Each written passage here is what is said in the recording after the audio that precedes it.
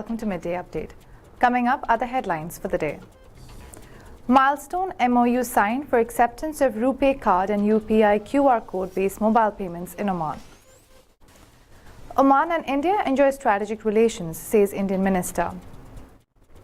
National Museum to be temporarily closed.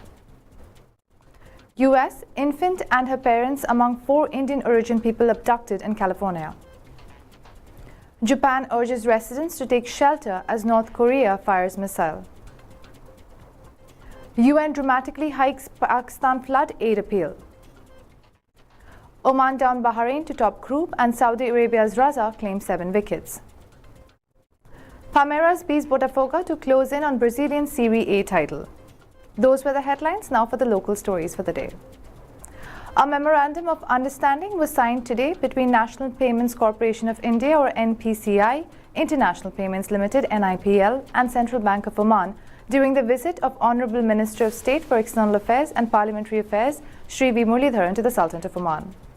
This MOU will enable the acceptance of Indian RuPay cards issued by banks in India at all OmanNet network, ATMs, POS and e-commerce sites, as well as reciprocal acceptance of Oman cards or MPCSs in the networks of NPCI in India. The MOU will also be able to enable building partnerships for real-time cross-border remittances between India and Oman using UPI rails.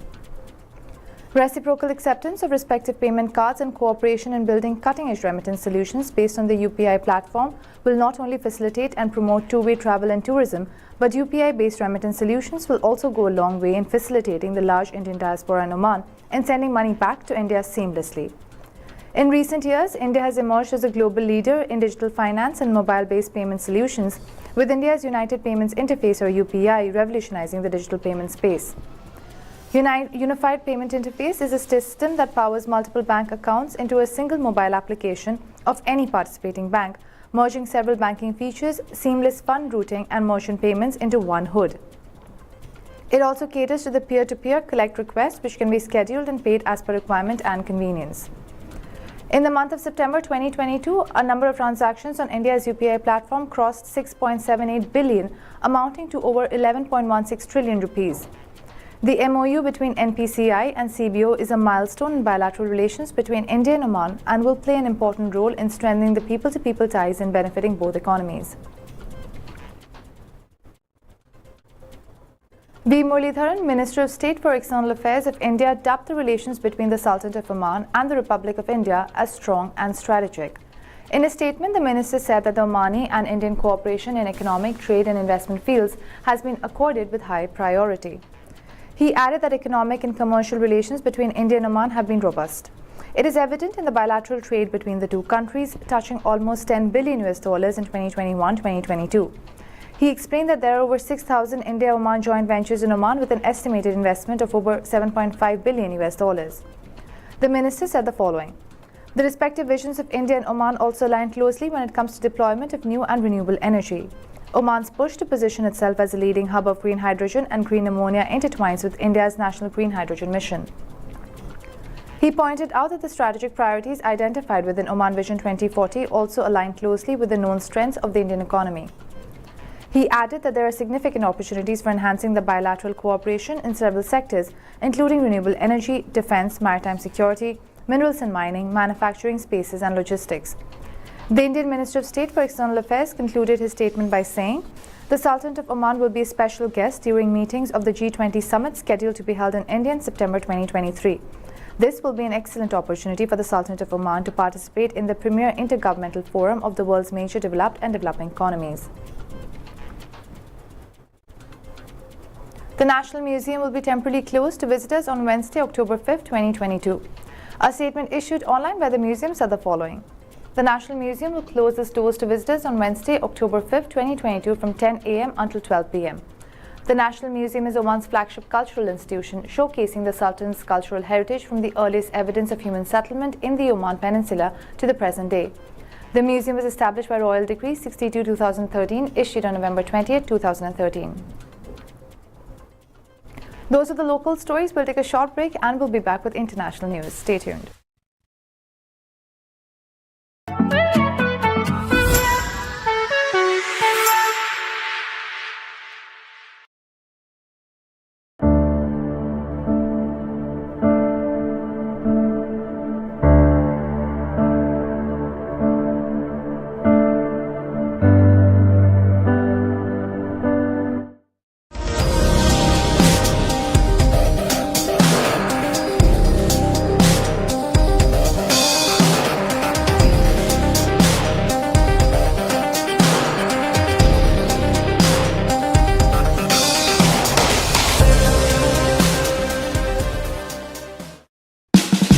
Oman's largest online supermarket, now has no minimum order limit. From grocery to household items, Rafiq has everything that you want. Enjoy worry-free shopping with over 8,000 products to choose from and get it delivered straight to your doorstep. Rafiq, you order, we deliver.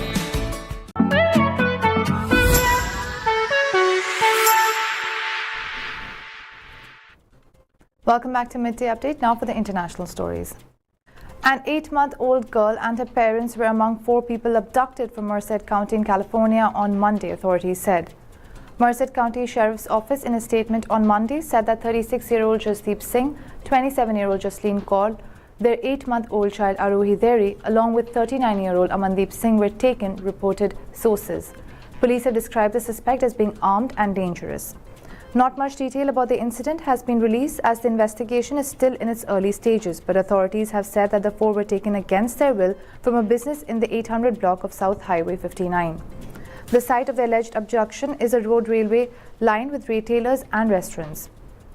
Sources reported that officials have not named a suspect or a possible motive. We are asking the public not to approach the suspect or victim, the Sheriff's Office said in its statement on Monday. Authorities asked that people not approach the suspect or victim and call 911 if they are seen. Meanwhile, in the year 2019, an Indian-origin techie, Tushar Atre, was found dead in his girlfriend's car hours after the owner of a digital marketing company in the US was allegedly kidnapped from his posh California home. Japan on Tuesday urged residents to evacuate to shelters after North Korea fired an unidentified ballistic missile that flew over Tokyo.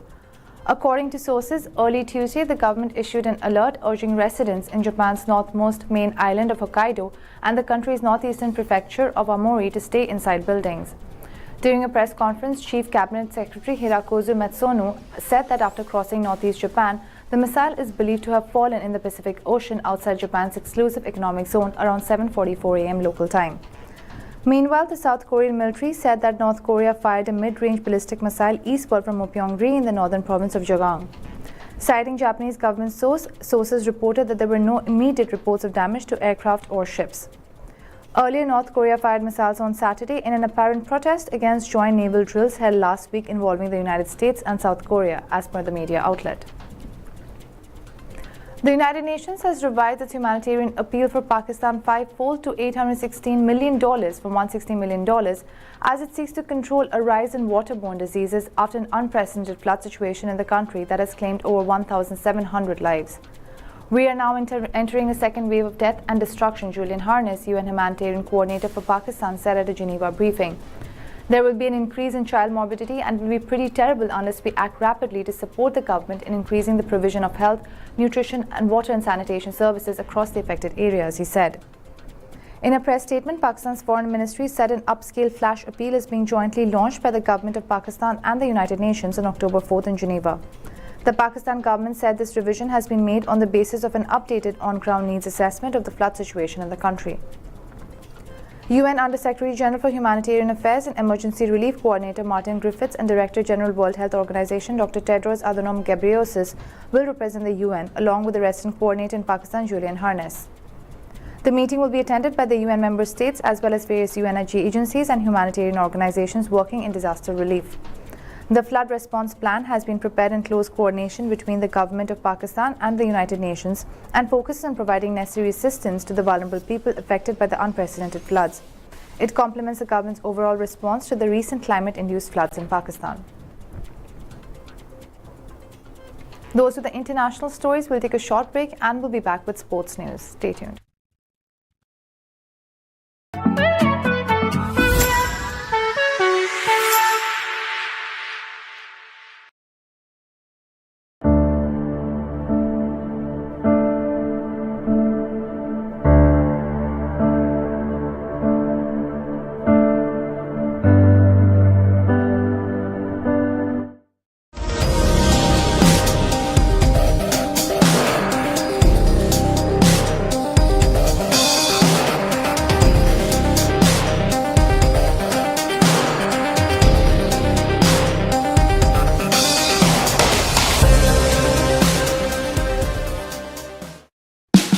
Oman's largest online supermarket, now has no minimum order limit.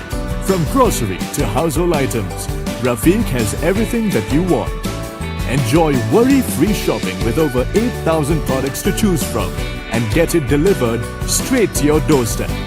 Rafiq, you order, we deliver.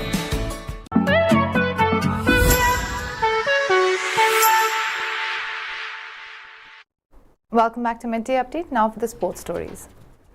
Host Oman defeated Bahrain by a margin of 86 runs to emerge as Group A topper in the ongoing ICC Under-19 Men's Cricket World Cup Division 2 Asia qualifier at the Oman Cricket Academy grounds on Monday. The win meant Oman will take on the loser of the Group B match between Singapore and Hong Kong in the semi-finals scheduled on Thursday. The Group B topper, winner of Singapore versus Hong Kong, will be decided on Tuesday. Bahrain will take on the Group B winner in the other semi-final. It was a clinical all-round performance by the host despite the team failing to capitalize on the strong start as they were bowled out for 178 in 48.5 overs. Meanwhile, Bahrain had a disappointing start as medium pacer Mohammad Arfat Islam struck a double blow as he dismissed skipper Aryan Ashwin and Anand Krishnan of successive deliveries. The early setback pushed Bahrain in a shell and the middle order caved in as they were left tottering at 28 for 5 in 15 overs. In the other game of the day at the OCA 1 ground, Mohammad Ahmed Raza came up with a dream spell of 7 for 20 to lead Saudi Arabia to a 5-wicket win over Bhutan for a consolation win. It was Saudi Arabia's first win in the tournament. Both Bhutan and Saudi Arabia were already out of reckoning for a place in the knockout stage. Bhutan won the toss but failed to put up a respectable total as Raza ripped through the top order, dismissing the top 4 batters to leave the rivals struggling at 21 for 4 in 9 overs. Saudi Arabia chased down the target in 21.3 overs with opening batter Khaja Farauddin top scoring with a 33-ball 32. There was a slight wobble in the middle when they lost 2 batters in a space of 5 balls for 2 runs. Mohammad Khair's 6 got the Saudis a comfortable win in 21.3 overs. Leaders Palmeiras continued their march towards Brazil's Serie A title on Monday by coming from behind to secure a 3-1 away victory over Botafogo. Francisco Soares put the hosts ahead with a 20-minute strike before Gustavo Scarpa equalized from the penalty spot 6 minutes later. Palmeiras took the lead through Mike Oliveira's 36-minute goal and Dudu Rodrigues extended the advantage on the hour mark. The visitors suffered a scare in the 69th minute and when Wendy Rafael was dismissed for a bad foul that earned him a second yellow card. But Abel Ferreira's men held on to secure the 18th win of the campaign and remain 10 points clear of second-place International with 9 match days remaining. Botafogo are 10th in the 20-team standings with 37 points. Those were all the local, international and sports stories for the day. For more updates, stay tuned and keep watching TTV. You've just heard the live feed from the TTV studios on TFM 95.4. Let's talk.